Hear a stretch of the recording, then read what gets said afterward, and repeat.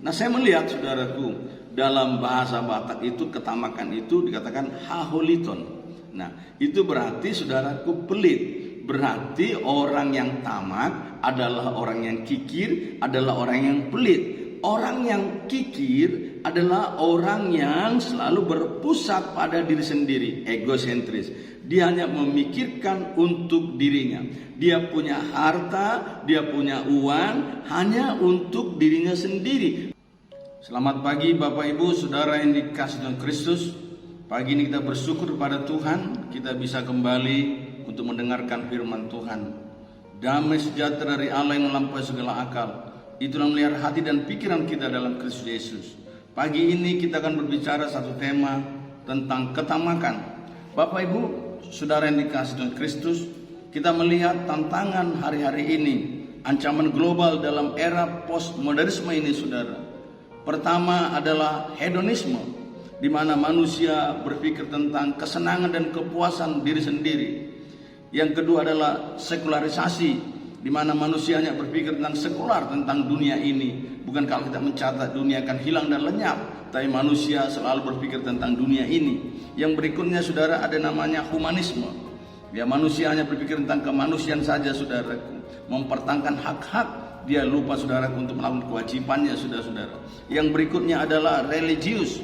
Manusia hanya memikirkan tentang beragama. Tuh, saudara-saudara, belum tentu orang beragama punya kerohanian. Dia punya agama, punya legalitas agama, tapi dia punya spiritualitas. Saudara, hari ini kita juga melihat tantangan berikutnya, skeptisisme, di mana manusia ini hanya, saudaraku, curiga dan ragu. Bahkan murid-murid pernah mengalami ini juga, saudara. Mereka ragu terhadap Tuhan Yesus. Maka Tuhan Yesus berkata, mengapa timbul keraguan di hatimu? Dan juga, saudaraku, era yang paling, saudaraku, menggiurkan dan membuat juga banyak orang bermasalah, ya, tentang digitalisasi, era digitalisasi. Ya, kita melihat anak-anak kita sekarang, banyak anak-anak sudah sibuk dengan handphone, lupa, saudaraku, dengan Tuhan. Ini era tantangan yang begitu berat yang kita hadapi hari-hari ini. Dan kita melihat juga di Alkitab, saudara, bagaimana Yesus mengatakan bahwa pada akhir zaman ini akan sama seperti zaman Nuh dan zaman Lot. Saya akan lihat itu, saudaraku, di Alkitab, di Lukas 17 dikatakan di sana bahwa pada hari ini akan ada tantangan. Saudara, kita melihat Lukas 17 ayat 26 dikatakan, dan sama seperti terjadi pada zaman Nuh, demikian pula halnya kelak pada hari-hari anak manusia. Mereka akan makan dan minum, mereka kawin dan dikawinkan, sampai kepada hari Nuh masuk ke dalam batra. Lalu datanglah air bah dan membinasakan mereka semua. Demikianlah juga seperti yang terjadi zaman Lot. Mereka makan dan minum, mereka membeli dan menjual, mereka menanam dan membangun. Tapi pada hari Lot pergi keluar dari Sodom, turunlah hujan api dan hujan belerang dari langit dan membinasakan mereka semua. Demikian halnya kelak pada hari di mana manusia menyatakan dirinya. Bapak, Ibu, Saudara yang dikasihi Kristus, kita sedang masuk pada akhir daripada akhir zaman. Tantangan yang sangat berat kita hadapi hari-hari ini. Tuhan katakan, saudaraku, bahwa pada akhir zaman akan terjadi seperti zaman Nuh dan zaman Lot. Manusia hanya memikirkan makan dan minum, kawin dan dikawinkan, pesta pora, bangun membangun, saudara. Dan ini tantangan kita yang sangat berat sekali, saudaraku, di akhir zaman ini. Dan hari ini saya akan bahas dari bagian itu, yaitu tentang ketamakan, hedonisme. Ketamakan itu bagian dari hedonisme, saudara. Manusia sibuk dengan memikirkan kesenangan dan kepuasan diri sendiri. Mari kita melihat pengajaran itu dalam Lukas pasal 12. Bagaimana Tuhan Yesus mengajarkan, saudaraku, tentang ketamakan ini. Dan Tuhan katakan kita harus berjaga-jaga dan waspada terhadap ketamakan. Saya akan baca kepada kita Lukas pasal 12 ayat 15. Katanya lagi pada mereka, berjaga-jagalah dan waspadalah terhadap segala ketamakan, sebab walaupun seorang berlimpah-limpah hartanya, hidupnya tidak tergantung daripada kekayaannya itu. Saudara yang dikasihi Kristus, Yesus memperingatkan dengan tegas berjaga-jagalah dan waspadalah terhadap segala ketamakan. Kata berjaga-jaga, saudara, dalam bahasa Inggris katakan watch out, berhati-hati. Dalam bahasa Yunani saudara katakan horate, ya, berjaga-jaga, waspada, balut hatimu, ya, balut hatimu dari segala ketamakan. Mari kita melihat dulu pengertian ketamakan dari bahasa Alkitab, saudara. Ketamakan itu berarti pleonesia, ditulis di sini pleonesia. Secara harfiah berarti kehausan untuk memiliki lebih banyak. Jadi saudara, tamak di sini bukan berarti dia memenuhi kebutuhan untuk diri sendiri, tetapi ini keinginan, ya, keinginan saudaraku yang terus ingin memiliki harta lebih banyak. Ada hasrat yang ingin memiliki, saudara, uang lebih banyak, harta lebih banyak. Seperti Paulus katakan, mereka memburu uang. Jadi pikiran mereka hanya uang, uang dan uang, saudara, harta dan harta. Mari kita lihat itu, saudara, dari perumpamaan yang disampaikan oleh Tuhan Yesus. Dikatakan ayat 16, kemudian yang mengatakan kepada mereka suatu perumpamaan, katanya, ada seorang kaya, tanahnya berlimpah-limpah hasilnya. Ia bertanya dalam hatinya, apa yang harus aku perbuat, sebab aku tidak mempunyai tempat di mana aku dapat menyimpan hasil tanahku. Lalu katanya, inilah yang aku akan perbuat, aku akan merombak lumbung-lumbungku dan aku akan mendirikan yang lebih besar, dan aku akan menyimpan di dalamnya segala gandum dan barang-barangku.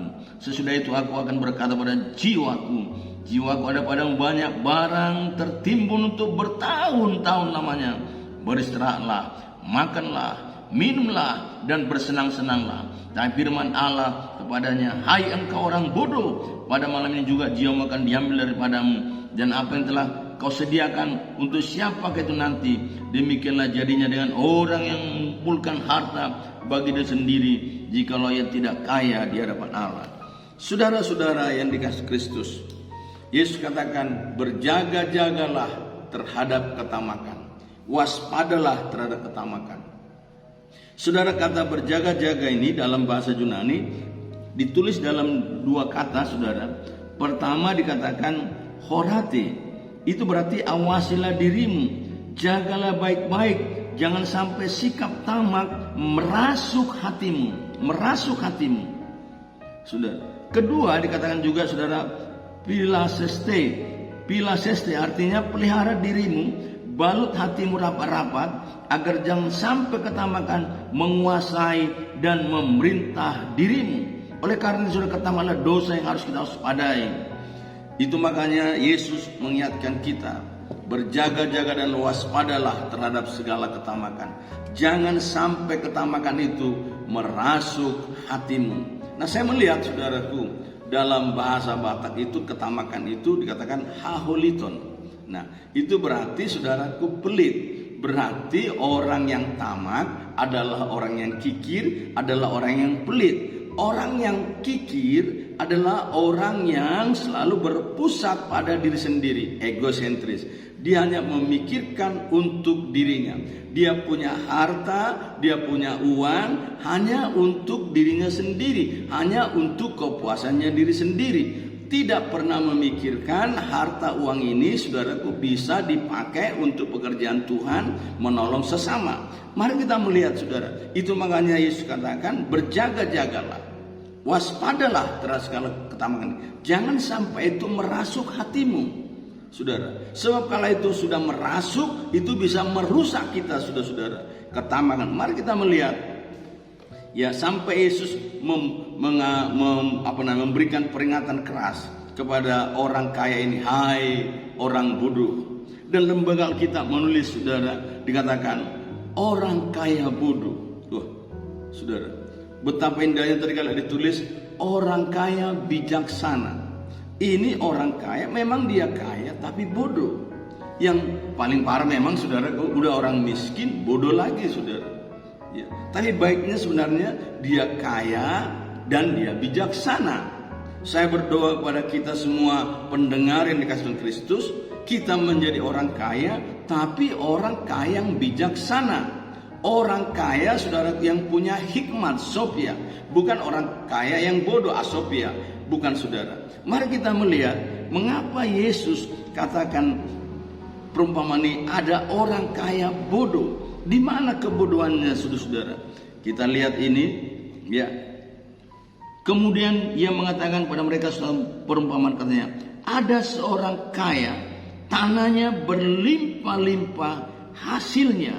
Saudara, orang kaya ini ya digambarkan dengan tanahnya, saudaraku, berlimpah-limpah hasilnya. Kora regio wilayah. Dia orang kaya ini mempunyai wilayah sendiri. Ya, dia pemilik tanah itu, dia tuannya, saudara-saudara. Dan hasil tanahnya itu berlimpah-limpah. Seorang raja dulu, saudara, dalam Pengkhotbah pasal 5 dikatakan bahwa ayat 1 diterjemahkan, saudara, raja itu dilayani oleh ladangnya, oleh tanahnya, oleh ladangnya, saudara-saudara. Saudara, di kampung kami dulu ada orang kaya, ya, dulu diukur orang kaya itu kalau punya ladang yang luas, ya, ternaknya banyak. Jadi di kampung kami, saudara, dia punya ladang yang begitu luas, hasil panennya begitu luar biasa, ya, padinya begitu melimpah. Dan kalau menjemur padinya itu, saudara, banyak orang ikut menjemur untuk mendapat upah. Termasuk papa saya, dia cerita, saudara, dia ikut dulu menjemur padinya, hampir satu kampung itu, saudaraku, itu halaman itu penuh dengan padi orang kaya ini. Tetapi saudara-saudara dengar baik-baik, orang kaya ini adalah orang kaya bodoh. Kenapa saya katakan bodoh? Dia tidak mempergunakan hartanya untuk kemuliaan Tuhan. Dia hanya mempergunakan hartanya untuk diri sendiri. Dan akhirnya orang kaya ini berzina, berselingkuh, dia kawin lagi dengan perempuan lain, dan itulah menghancurkan hidupnya. Hartanya semuanya habis, saudaraku, dan anaknya pun tidak menikmati harta yang telah dimiliki oleh orang kaya ini. Nah, kita melihat itu, saudara. Nah, mari kita melihat mengapa Yesus katakan orang kaya ini bodoh. Mari kita lihat dari pernyataan dan pertanyaan orang kaya ini. Ia bertanya dalam hatinya, apakah yang harus aku perbuat?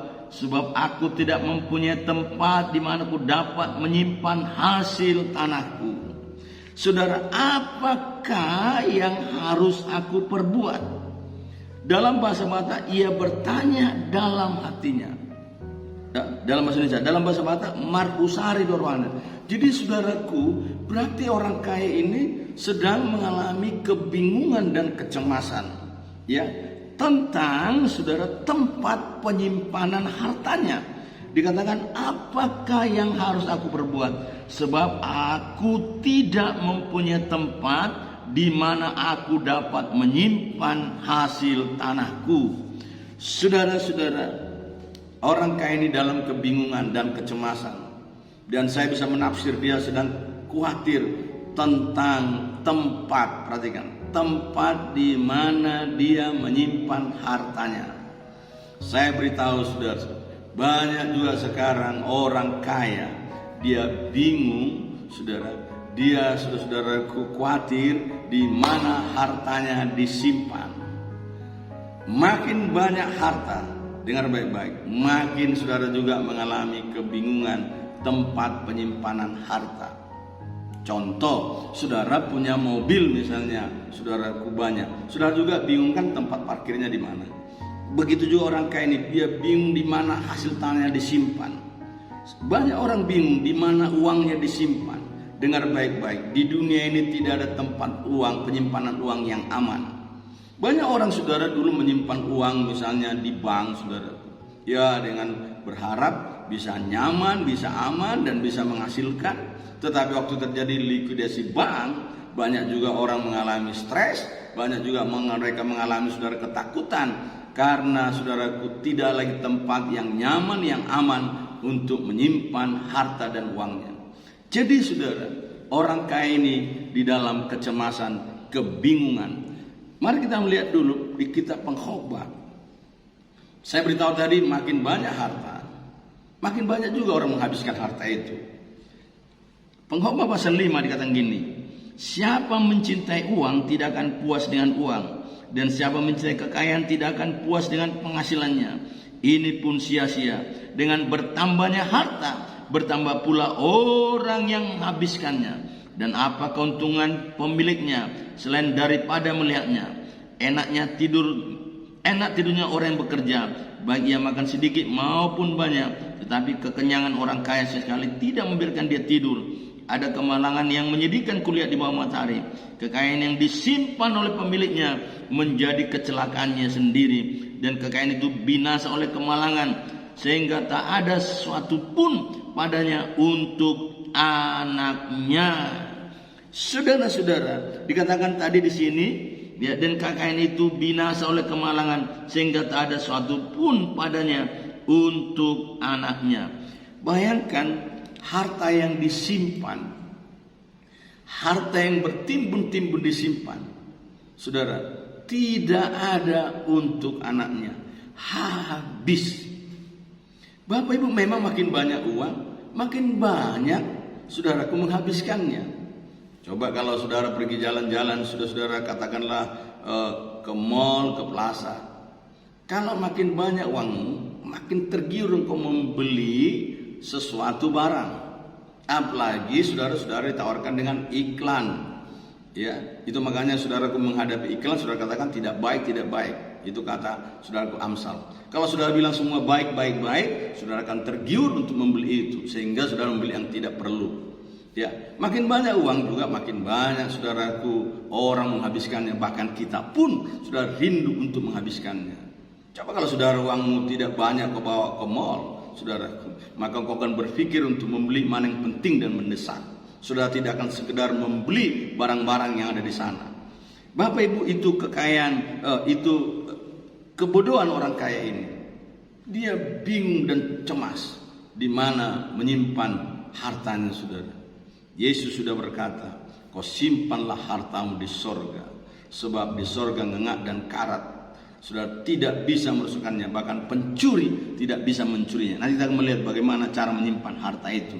Kita melihat kedua, apakah saudaraku kebodohan orang kaya ini? Dikatakan ayat 18, lalu katanya, inilah yang aku akan perbuat, aku akan merombak lumbung-lumbungku dan aku akan mendirikan yang lebih besar, dan aku menyimpan di dalamnya segala gandum dan barang-barangku, gandum dan barang-barangku. Orang kaya ini berpikir bahwa hartanya, hasil tanahnya adalah miliknya. Saudara tahu apa yang kita miliki ini adalah titipan Tuhan. Saudara, ini adalah pemberian Tuhan, bukan milik kita. Ketika kita belajar dalam penciptaan Kejadian pasal 1, ketika Tuhan menciptakan manusia, saudara, manusia dikatakan itu saudara segambar dan serupa dengan Tuhan, dan Tuhan katakan amat baik. Tapi ketika Tuhan menciptakan alam semesta, Tuhan yang berkata, saudaraku, berfirmanlah Allah, dan Tuhan katakan baik adanya. Perhatikan, manusia itu amat baik. Kenapa manusia amat baik? Karena hanya manusia yang bisa mengerti tentang Tuhan. Hanya manusia yang sanggup mengenal Tuhan. Hanya manusia, saudara, yang sanggup bersekutu dengan Tuhan. Oleh karena itu kepada manusia lah diberikan hak, diberikan kuasa otoritas untuk menaklukkan alam semesta, untuk mengelola alam semesta. Jadi alam semesta diciptakan untuk manusia, manusia diciptakan untuk Allah. Jangan terbalik, saudara. Oleh karena itu manusia, ya, dia di tengah-tengah antara saudara alam semesta dengan Allah. Berarti manusia harus mengelola alam semesta, saudaraku, untuk Allah. Manusia harus mengelola alam semesta untuk memuliakan Tuhan, memuliakan Allah. Bukan, saudaraku, alam semesta dikelola untuk saudara-saudara kemuliaan manusia, tetapi hanya untuk kebutuhan manusia. Nah, saudara, orang kaya ini berpikir bahwa alam semesta, hasil tanahnya, gandumnya katanya, dan barang-barangnya adalah milikku. Ini kebodohannya, saudara. Harta barang-barang kita miliki itu bukan milik kita. Itu adalah milik Tuhan yang Tuhan ciptakan untuk manusia, untuk sudah dikelola oleh manusia. Jadi hak kepemilikan tetap pada Tuhan. Mengapa banyak orang kecewa, marah dan pahit? Karena dia mempertahankan hak kepemilikannya. Kenapa dia khawatir? Karena dia mempertahankan hak kepemilikannya. Dia bilang ini kan milikku, ini kan hartaku, ini kan barangku, ini kebudayaan orang kaya ini bukan hartanya, itu bukan barangnya, itu adalah titipan dari Tuhan. Itu adalah pemberian Tuhan. Oleh karena itu saudara, kita harus menyerahkan hak kepemilikan kepada Tuhan. Dengar baik-baik, kita bukan pemilik, tapi kita pengelola alam semesta. Kita pengelola harta. Kita memanage harta dan uang kita. Saudara-saudara, kalau kita membuat saudara bahwa harta milik kita, disitulah muncul hati kesombongan, hati yang sombong. Jadi saudara, sikap hati orang kaya ini salah. Dia berpikir bahwa harta itu miliknya. Bukankah Hosea berkata, saudara, bahwa harta itu bukan milik kita? Di Hosea pasal 2 dikatakan Tuhan begini, saudara, bahwa gandum dan anggur itu adalah milik Tuhan. Di Hosea pasal 2 ayat 8-9 Tuhan katakan ini, sebab itu ya, aku mengambil kembali gandumku pada masanya dan anggurku pada musimnya. Gandumku di sana huruf besar, berarti gandum dan anggur adalah milik Tuhan, bukan milik kita, saudara. Oleh karena itu, jangan saudara kita pergunakan harta, ya gandum hasil tanah kita untuk saudaraku kemuliaan diri kita sendiri, tetapi untuk kemuliaan Tuhan. Bapak Ibu, itu kebodohan yang kedua, sikap hati yang sombong.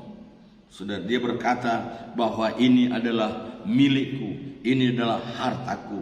Nah, kebodohan yang ketiga kita lihat di sini ayat 19. Sesudah itu aku akan berkata pada jiwaku, jiwaku ada padamu banyak barang tertimbun untuk bertahun-tahun lamanya. Beristirahatlah, makanlah, minumlah dan bersenang-senanglah. Memang orang kalau banyak harta, dia akan selalu berpikir makanlah, minumlah, bersenang-senanglah. Inilah hedonisme. Dan ini menjadi tantangan kita hari-hari ini, saudara. Orang berlomba-lomba sekarang untuk memuaskan diri sendiri. Makanlah, minumlah, bersenang-senanglah. Lihatlah sekarang, manusia sekarang. Makanlah, minumlah, bersenang-senanglah. Dan Yesus katakan itu akan terjadi pada akhir zaman. Orang akan berlomba-lomba untuk makan dan minum, untuk happy, untuk bersenang-senang. Bapak Ibu, di mana kebodohan orang kaya ini? Nah, saya melihat Bapak Ibu, yaitu kebutuhan yang tidak tepat. Saudara coba lihat, ya kita simak baik-baik. Dikatakan tadi, sesudah itu aku berkata kepada jiwaku, jiwaku ada padamu banyak barang tertimbun bertahun-tahun lamanya. Beristirahatlah, makanlah dan minumlah, bersenang-senanglah. Jiwaku, saudara. Memang ada pengajaran manusia itu sudah terdiri dari dua bagian, tubuh dan jiwa, dikotomi. Tapi ada juga saudaraku yang berkata trikotomi, yaitu seperti tubuh, jiwa dan roh. Nah, saya melihat di sini saudaraku seperti dalam permohonan adalah dikotomi antara tubuh dan jiwa. Mari coba melihat, saudara, barang dan harta, makan dan minum itu bukan kebutuhan jiwa. Jiwa dimaksud ini dalam bahasa Batak todiku, roh. Berarti saudara, ya, kebutuhan jiwa bukan makan minum. Ini nanti kebutuhan yang tidak tepat, saudara. Coba kita perhatikan, kebutuhan tubuh adalah makan dan minum dan pakai. Itu kebutuhan tubuh, saudara. Kebutuhan jiwa, ya, kalau kita pakai trikotomi misalnya, kebutuhan jiwa itu rasa dihargai, rasa memiliki, dan rasa mengaktualisasi diri. Coba saudara, kenapa banyak orang stres? Kenapa orang banyak marah, kecewa? Karena dia, saudaraku, merasa tidak dihargai. Itu makanya Yesus memberi penghargaan kita sudah begitu mahal. Kita berharga, saudaraku, bukan karena apa kata orang, tapi karena apa kata Tuhan. Kita telah ditebus dengan darah yang mahal. Kita berharga di mata Tuhan. Nah, kebutuhan roh adalah firman dan Roh Kudus. Nah, saudara, orang kaya ini dikatakan bodoh karena kebutuhan tidak tepat. Ya. Coba dikatakan untuk jiwanya, katanya ketika banyak barang harta maka bersenang-senanglah, makanlah dan minumlah. Saudara, makanan dan minuman tidak bisa membuat roh kita bersenang-senang. Itu harta, uang tidak bisa membuat roh kita bersenang-senang. Ini kebutuhan yang tidak tepat. Saya kasih coba ilustrasi.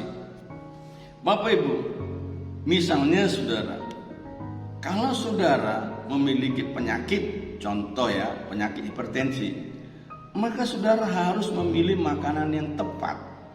Kalau saudara diberi makanan, misalnya makanan yang mengandung kolesterol tinggi, saudara, cumi-cumi misalnya, daging misalnya, itu berarti saudara makanan itu tidak tepat. Ya, karena saudara makanannya itu akan mengandung, saudara membuat hipertensi saudara makin naik. Contoh kalau saudara punya misalnya penyakit gula, saudara nggak mungkin diberi makanan karbohidrat tinggi, saudara. Misalnya makan nasi yang banyak, saudara. Saudara akan diberi makan vitamin, sayur dan buah, saudara. Ya, Bapak Ibu, jadi harus tepat. Ini orang kaya ini tidak tepat kebutuhannya. Masa kebutuhan jiwa, kebutuhan rohnya dikatakan barang dan harta. Bapak Ibu, banyak orang kaya, punya uang banyak, punya harta banyak, punya mobil berderet, tetapi saudaraku, rohnya tidak tenang. Dia nggak bisa tidur, saudara. Ya, tadi di kitab saudaraku pengkhotbah dikatakan dia nggak bisa tidur, saudara. Walaupun uangnya banyak, saudara, tapi nggak bisa tidur. Nah, coba bayangkan pengkhotbah tadi kita lihat di kitab pengkhotbah. Saya baca, saudara. Siapa mencintai uang tidak akan puas dengan uang, dan siapa mencintai kekayaan tidak akan puas dengan penghasilannya. Ini pun sia-sia. Ya, ayat 11 baca. Enak tidurnya orang yang bekerja, baik ia makan sedikit maupun banyak, tetapi kekenyangan orang kaya sekali-kali tidak membiarkan dia tidur. Sudah bayangkan, udah kenyang, udah banyak hartanya, udah kaya, tapi nggak bisa tidur. Ada orang nggak banyak harta, dia bekerja, ya bisa tidur, Bapak Ibu.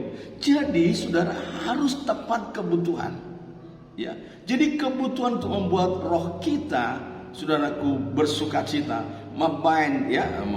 membuat tondi kita ini, roh kita ini, saudaraku, jiwa kita ini bahagia, senang. Ya, sukacita, saudara, adalah firman dan Roh Kudus, bukan, saudaraku, harta.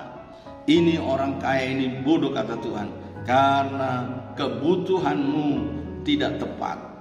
Saudara-saudara, dan kebodohannya dia menimbun harta. Alkitab mencatat, saudara, kalau kita mau kaya di hadapan Tuhan, bukan menimbun harta. Dia berpikir saya akan bikin lagi lumbungku lebih besar. Karena sama seperti sekarang, saya akan bikin ATM-ku lebih banyak lagi. Saya pernah melihat orang, Bapak Ibu, dia punya ATM berjejer, saudaraku. Ya, luar biasa. Dia begitu kaya. Tetapi saya melihat, saudaraku, ketenangan jiwanya dia tidak miliki. Bapak Ibu, lebih baik kita, kata Amsal, saudara, ya sepiring sayur tapi disertai dengan kasih, daripada lembun tambun disertai dengan kebencian. Lebih baik kita menikmati apa yang Tuhan berikan pada kita. Bahkan Paulus katakan, asal ada makanan dan pakaian cukuplah. Paulus berkata, aku telah mencukupkan diriku dengan apa yang ada padaku. Aku tahu itu kekurangan, aku tahu itu kelimpahan. Saudara, jangan menimbun harta. Mari kita lihat kitab Amsal. Bagaimana Amsal 11 mengingatkan kita. Penulis Amsal mengingatkan kita, saudara, mulai ayat 24. Ada yang menyebar harta tapi bertambah kaya. Ada yang menghemat secara luar biasa namun selalu berkekurangan. Siapa banyak memberi, berkat diberi kelimpahan. Siapa memberi minum, ia sendiri akan diberi minum. Siapa menahan gandum, ia dikutuki orang, tapi berkat turun di atas kepala orang yang menjual gandum. Siapa mengejar kebaikan berusaha untuk dikenang orang, tapi siapa mengejar kejahatan akan ditimpa kejahatan. Siapa mempercayakan diri kepada kekayaannya akan jatuh, tetapi orang benar akan tumbuh seperti daun muda. Jadi firman Tuhan mengajar kita bukan menimbun harta, tapi menyebar harta. Saudara, bukan salah menghemat Bapak Ibu. Itu bukan soal pemborosan di sini. Ini persoalan ketamakan. Kalau orang terus menimbun hartanya, saudaraku, dan nafsu kata itu seperti lintah darat, untukku, enggak pernah untuk orang lain. Saudara, ini sangat berbahaya. Semuanya hartanya untukku itu lintah. Makanya saudara katakan lintah darat. Lintah darat memikirkan hanya untukku, tidak pernah untuk orang lain, tidak pernah memikirkan sesama. Saudara, inilah kebodohan orang kaya ini. Saudara, kebodohan yang saya katakan tadi, kebutuhan yang tidak tepat. Dia memiliki kesenangan yang palsu, saudara. Ya. Nah, oleh karena itu Tuhan ingatkan begini. Tetapi firman Allah kepadanya, hai engkau orang bodoh, pada malam ini juga jiwamu akan diambil daripadamu, dan apa yang telah kau sediakan untuk siapakah itu nanti. Saudara-saudara, orang kaya ini lupa bahwa hidup ini sementara. Dan hidup ini tidak tahu kapan berakhir, saudara. Dia sibuk menimbun hartanya. Dia lupa, saudaraku, untuk menimbun hartanya di surga. Dia lupa menggunakan hartanya untuk melayani Tuhan dan sesama. Dia hanya sibuk menimbun hartanya untuk diri sendiri. Maka Tuhan bilang, hai engkau orang bodoh, kalau malam ini jiwamu diambil, kalau hosamu, ya, nyawamu diambil, kepada siapakah hartamu itu semuanya? Bapak Ibu, saya mau dorong kita, mari kita mempergunakan harta kita untuk kemuliaan Tuhan. Dan dikatakan ayat 21, demikianlah jadinya dengan orang yang mengumpulkan harta bagi dirinya sendiri, jikalau tidak kaya di hadapan Allah. Saudara, dia mengumpulkan hartanya untuk dirinya sendiri, egosentris. Dia berpusat pada diri sendiri. Dengar baik-baik. Hidup yang paling bahagia ini, saudara, ketika kita bisa memberi, bisa keluar dari diri kita sendiri, sudah menolong orang. Nah, saya kasih saudaraku tips sesuai dengan apa yang Tuhan katakan. Bagaimana kita mengalahkan ketamakan? Maka saya beritahu pertama, saudara, dapatkan. Ya, saudara harus bisa membedakan antara keinginan dan kebutuhan. Kalau keinginan ini tak terpuaskan, mau ini, saudara bisa membedakan tentang keinginan dan kebutuhan. Kalau saudara membeli barang misalnya, saudara harus bisa membedakan ini kebutuhan atau keinginan. Saudara harus bisa bedakan itu, saudara. Dan ketika itu sudah kebutuhan, saudara juga harus bisa memprioritaskan apakah ini penting atau mendesak. Yang kedua, saudara, belajar bersyukur pada Tuhan. Syukurilah apa yang ada. Bapak, apa yang sudah Tuhan percayakan, syukur dan nikmati, kata Tuhan. Tuhan sudah memberi harta ini untuk manusia, untuk saudaraku dinikmati demi kemuliaan nama Tuhan, bukan untuk diri sendiri. Bapak Ibu, banyak orang kaya tidak bisa menikmati hidupnya. Ada orang bertanya, siapa orang kaya? Orang kaya adalah orang yang bisa mensyukuri padanya, menikmati apa yang Tuhan percayakan, saudaraku, dalam hidupnya. Itulah orang kaya. Kalau saya naik sepeda, saya bisa nikmati sepeda saya. Kalau saya naik mobil, saya bisa nikmati mobil saya. Saudara, saya dengar ada cerita orang kaya, saudara. Hartanya banyak. Hitungan uangnya bukan lagi per menit, bukan per hari, per detik, saudara. Ya, triliunan dolar. Ya, per detik, karena dia begitu kaya. Dan akhirnya, saudara, karena kekayaannya itu banyak saudaranya, banyak temannya. Biasa itu orang kaya banyak sahabatnya, Bapak Ibu. Tetapi dia nggak pernah tenang meskipun di tengah-tengah keramaian. Hidupnya, jiwanya nggak pernah tenang, Bapak Ibu. Ya. Dan akhirnya orang bilang begini, kau keliling dunia lah. Ya, jadi pesiar dulu keliling dunia. Akhirnya dia keliling dunia, Bapak Ibu. Tetapi saudara, setelah dia pulang berbulan-bulan dari keliling dunia, tetap jiwanya tidak tenang. Kenapa? Harta tidak bisa memberikan ketenangan. Mari saudara, nikmati Tuhan. Hanya Tuhan yang bisa beri ketenangan. Hanya firman, saudara. Hanya Roh Kudus yang bisa beri ketenangan. Yang ketiga, saudara, ya, serahkan hak kepemilikan kepada Tuhan. Harta, uang bukan milik kita, adalah milik Tuhan. Kita hanya pengelola. Kelola dengan baik harta yang sudah Tuhan beri, karena nanti akan kita pertanggungjawabkan di hadapan Tuhan. Pakai harta untuk kemuliaan Tuhan. Yang keempat, investasi kekekalan. Saudara, ini saya katakan tadi, Yesus katakan, juallah, ya, juallah milikmu. Menguji saudaraku apakah kita terkait dengan harta. Tuhan kasih ayat ini, juallah segala milikmu dan berikanlah sedekah. Buatlah bagimu pundi-pundi yang tidak dapat menjadi tua, suatu harta di sorga yang tidak akan habis, yang tidak dapat didekati pencuri, dan yang tidak dirusakkan mengat.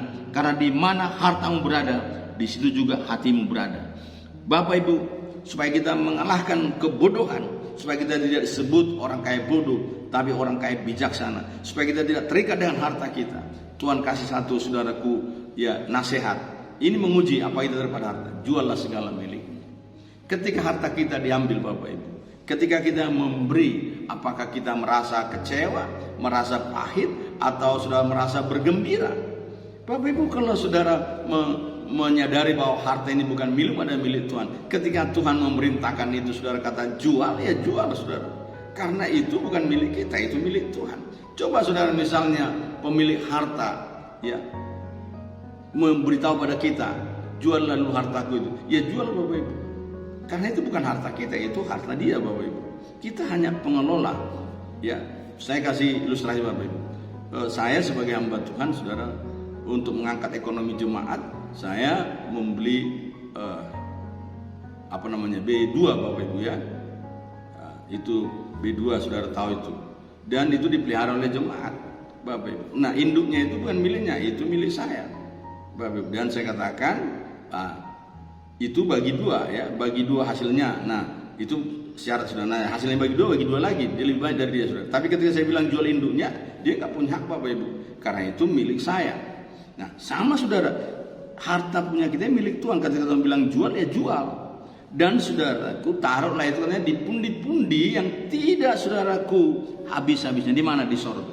Bagaimana caranya? Oh, saya baru belajar tadi malam. Bagaimana caranya, saudara? Mari Bapak Ibu memperhatikan orang-orang miskin. Kelemahan orang kaya bodoh, dia menumpuk hartanya untuk dia sendiri. Dia lupa, saudara, untuk menolong para janda, menolong anak yatim, menolong orang asing, saudara, memberi untuk lewi. Dia lupa, saudara, untuk memberi. Kebahagiaan yang paling bahagia ketika kita bisa memberi. Itu dikatakan lebih berbahagia memberi daripada menerima. Mari kita taruh harta kita di sorga, kita simpan di sorga, ngengat dan karat tidak bisa merusakkannya. Saudara, di bumi ini, saudaraku, masih bisa dicuri orang. Di bumi ini harta masih bisa rusak, tapi di sorga tidak mungkin, saudara. Dan Tuhan katakan, karena di mana hartamu berada, di situ hatimu juga berada. Kita berdoa supaya kita diberkati Tuhan secara berlimpah, kaya itu tidak dosa, Bapak Ibu. Ya, saya berdoa kita semua kaya diberkati Tuhan, tapi menjadi kaya yang bijaksana, bukan kaya yang bodoh. Ini doa saya. Tuhan Yesus berkati kita, Bapak Ibu. Puji Tuhan. Haleluya. Amin.